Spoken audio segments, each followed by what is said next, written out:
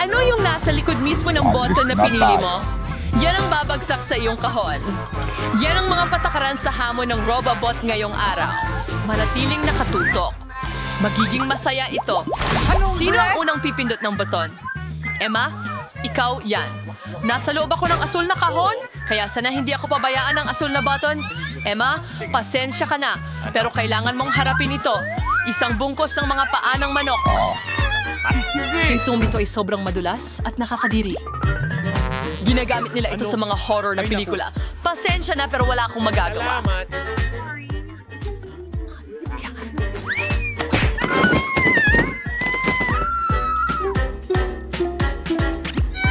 Ano ang gagawin ko sa mga paang manok na ito? Ano? Dapat mong kainin ito? Kailangan mo ba talagang gawin? Ang kadiri. Hindi pa ako nakaranas ng mas nakakadiri pa rito. Oof! Ang tingin pa lang dito ay parang masusuka na ako. Oras na para sa susunod na kahon. Halos talagang swerte ako sa asul na button, kaya dapat maging maswerte ako. Tama yan. Miranda, congratulations. Nakakuha ako ng isang bungkus ng masarap na burger. Hindi ko mamasamain na magkaroon ng isa para sa akin. Sige, kain na. Wow, ang saya!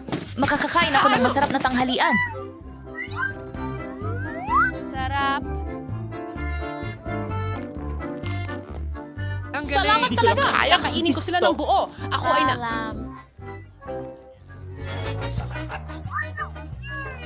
Oh, Diyos ko.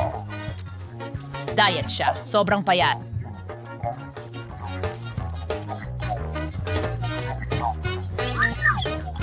Nako, Diyos ko. Hindi ko yata dapat kinain lahat ng sabay-sabay. Hindi ko na kaya. Sa wakas, nalaman ko na kung ano ang gagawin sa mga halamang ito.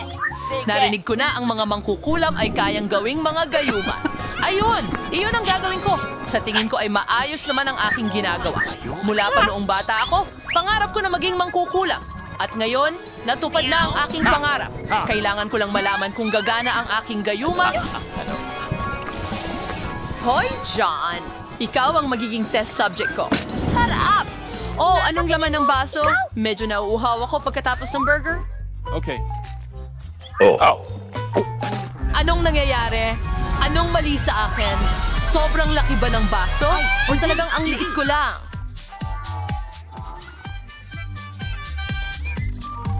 Sabihin natin gumagana ito. Buti nga sa'yo, John. Ngayon malalaman mo na huwag maglagay ng hilaw na hita ng manok sa kahon ko. Tapos na tayo. Babalik na tayo sa normal. Ayoko maging maliit. Ayos lang sa akin na maging medyo mas maliit. Sige na! Bakit hindi mo sinabi ang kahit ano? Talagang kailangan mo ng potion. Mouse! Halika na, Emma. Yay! Maliit na ulit ako! Salamat, Barry! Maging una sa pagkakataong ito, Pipiliin ko ang pula. ang round na ito. Teka, dahil sa Pero likod niyan, marami. may maraming strawberry jam. Alam mo ba?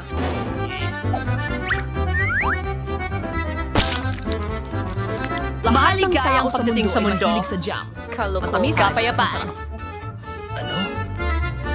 Emma, takpan mo ang ulo mo. Paparating na ang jam sa'yo. Oh, ano ito? Naku. Napakasarap nito. Ito ay strawberry jam. Gustong gusto ko ito. Bueno, maaring mas malamig pa ito kaysa sa jam. Ito ay mga presa.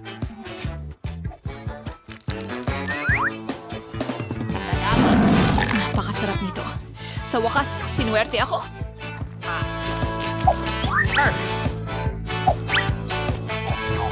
Masaya talaga ako para sa'yo, Emma. Sige, Miranda, ikaw na ang magpindot ng button. Noong huling beses, sinuwerte ako sa view button. Sana swertehin din ako ngayon.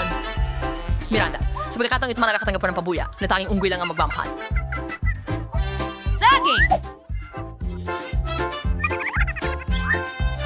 Sana mahalin mo rin sila. Uy, ano ito? Isang saging? Pwede kong gawin ang marami pa nito.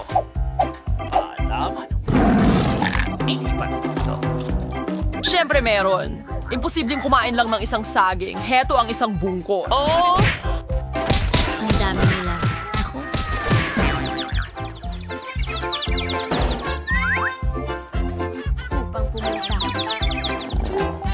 ngayon, makakain ko na lahat ng mga saging na ito. Oh, at hindi lang yan. Nakalimutan ko rin itong huling saging. Uy, mag-ingat ka. Sinusubukan mo ba akong patayin? Bakit nga ba kita kinakausap? Panahon na para kainin ko ang mga saging ko. Hoy, baka dapat maging mas maingat ka. Hindi. Miranda, hindi ako basurahan. Itapon mo ang mga tableta sa ibang lugar. Hoy, tama na yan. Mabuti na lang at nakarating ako sa kahon ni Emma. Anong nangyayari?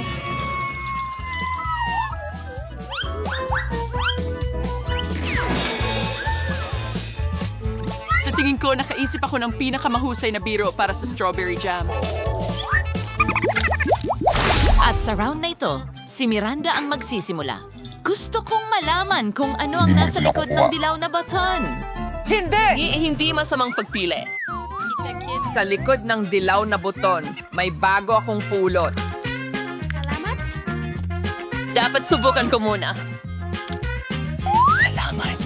Napakasarap! Hindi madidismaya si Miranda!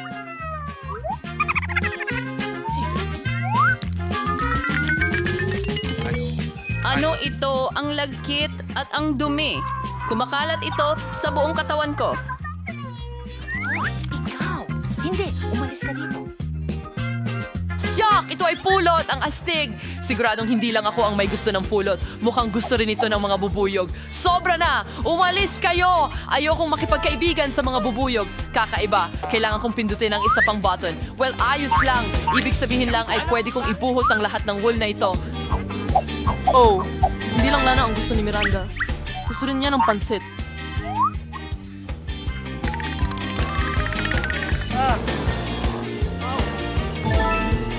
Kahit hindi pa rin sapat yun para sa'yo? Kaya gusto mo ring magdagdag ng kaunting gatas? Well, Miranda, oras na para itapon lahat ng... na lang tayo sa'yo. Ay, naku! Ano ito? Hoy, sawa na ako sa pulot lang. Bakit kailangan ko pa itong lahat? Hindi ko man lang malalasahan ang pulot sa sarili ko. Tumatawa. Punong-puno ako ng pansit. Marami pang natitira. Halika! Ang gatas ang magiging cherry sa ibabaw ng cake. Tara na! Oo nga, hindi ko rin kailangan ng gatas. Yan na. Ako'y Sawa na ako sa lahat ng kalokohan na ito. Well, ipagpapatuloy ko lang ang hamon. Emma, ikaw naman ang pipindot ng button. Sana hindi ako ipahiya ng kama mo. Nako, hindi mo dapat pinili iyon dahil hindi mo magugustuhan ang mga babagsak sa ulo mo. Buhay na crawfish! Nakakatakot sila! At meron silang mga sipit na talagang masakit. Pasensya na, pero yan ang mga patakaran.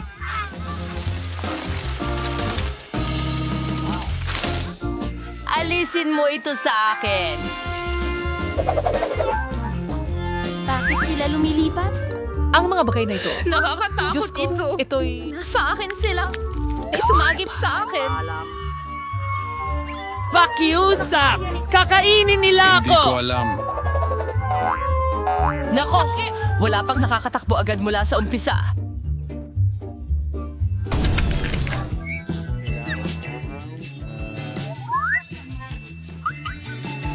Tila nakakatakot ang mga isda.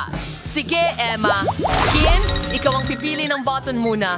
Tara na. Hoy, tigilan ang pagtulog. Mayroon tayong hamon. Oh, nagsimula na? Gusto ko ang asul na button. Sayang. Dahil ngayon, ibubuhos ko ang isang tangke ng mabahong damong dagat sa iyo. Amoy latian ito.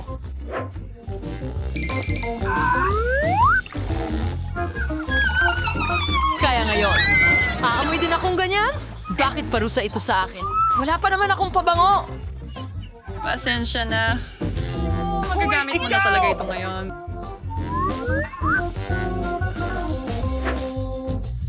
Sige, Miranda. Ikaw na ang pumindot ng button.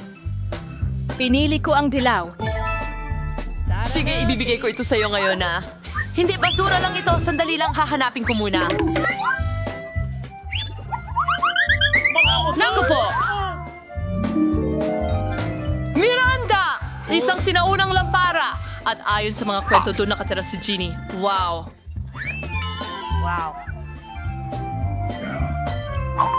Kaya kailangan niyang bigyan ako ng 3 kahilingan. Ano ang problema sa'yo? Kailangan kong kiskisin ng mabuti ang lampara.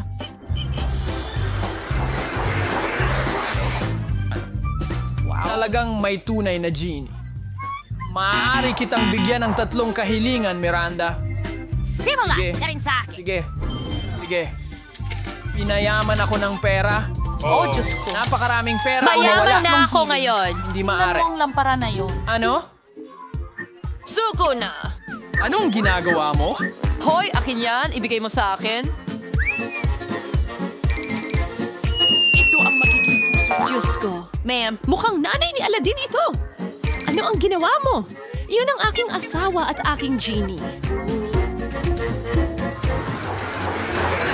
Anong nangyari sa'yo?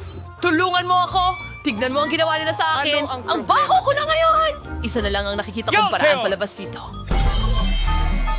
Anging mga sirena lang ang mukhang maganda na may damong dagat sa ulo. Ano? Saan ko nakuha ang buntot na ito? Hindi ako sirena! Genie! Ano ang ginawa mo? Bumalik ka dito! Ayoko ng buntot ng isda. Tulong! Oh, Diyos ko. Mukhang hindi laging mabait ang mga genie. Binigyan mo naman ako ng maraming pera. Medyo sinuwerte ako.